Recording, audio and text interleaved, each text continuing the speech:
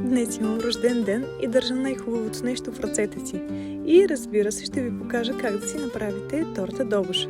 Смесваме 4 яйца с половин чаша олио, 2 чайни чаши захар, 3 чайни чаши брашно, 1 бак пулвер и 250 мл сода или лимонада, каквото вие си изберете по ваш избор. През това време, докато сме сложили блатовете да се пекат, си разделяме 1 литър прясно мляко, като 800 мл сме сложили да се топлят. А към останалите 200 мл добавяме малко брашно, 2 яйца и малко захар. След това на тънка струйка добавяме към топлата смес, добавяме си 2 ванили, лимонова кора и започваме да бъркаме, докато получим гъст крем.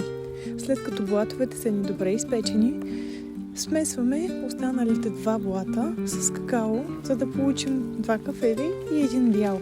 Дебелината е горе-долу около половин сантиметър, защото ще увеличат обема си заради бак пулвера. След като блатовете са ни изпечени, започваме да ги редим отново в същата тавичка, слагаме от крема, слагаме блат, слагаме крем, докато не стигнем до последния ред, който завършваме с крем.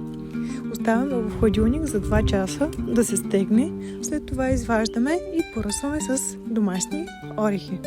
Хубаво е да оставим тортата за цяла вечер в хладилник и след като ни е готова, разрязваме и хапваме. Да ви е сладко, бъдете щастливи!